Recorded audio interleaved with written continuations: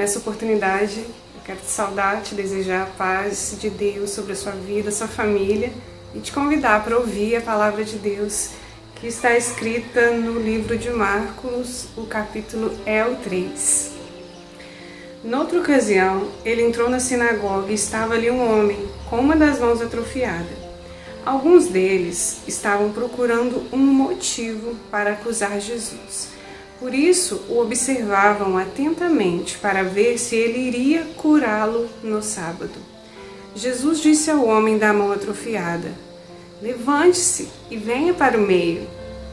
Depois, Jesus lhes perguntou: "O que é permitido fazer no sábado? O bem ou o mal? Salvar a vida ou matar?" Mas eles permaneceram em silêncio.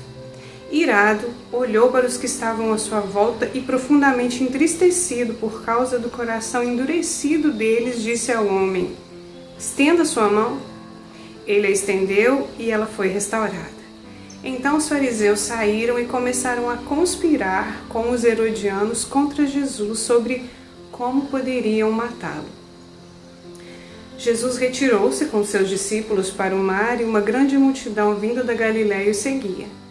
Quando ouviram a respeito de tudo o que ele estava fazendo, muitas pessoas procedentes da Judéia, de Jerusalém, da Idumeia, das regiões do outro lado do Jordão e dos arredores de Tiro e de Sidom foram atrás dele.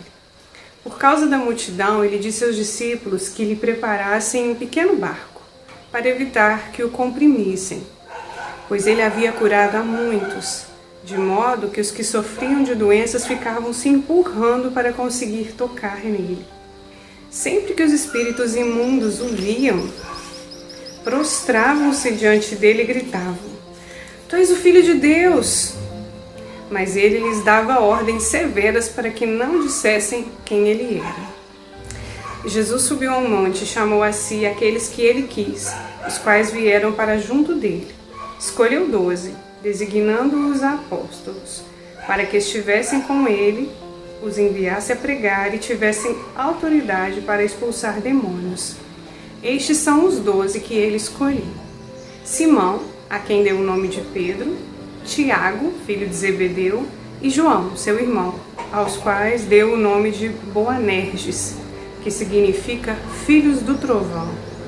André, Filipe, Bartolomeu, Mateus, Tomé, Tiago, filho de Alfeu, Tadeu, Simão Zelote e Judas Iscariotes, que o traiu. Então Jesus entrou numa casa e novamente reuniu-se ali uma multidão, de modo que ele e os seus discípulos não conseguiam nem comer. Quando seus familiares ouviram falar isso, saíram para trazê-lo à força, pois diziam: "Ele está fora de si." E os mestres da lei, que haviam descido de Jerusalém, diziam: "Ele está com Beelzebu, pelo príncipe dos demônios é que ele expulsa demônios." Então Jesus os chamou e lhes falou por parábolas: "Como pode Satanás expulsar Satanás? Se um reino estiver dividido contra si mesmo, não poderá subsistir. Se uma casa estiver dividida contra si mesmo, também não poderá subsistir. E se Satanás se opuser a si mesmo e estiver dividido, não poderá subsistir. Chegou o seu fim.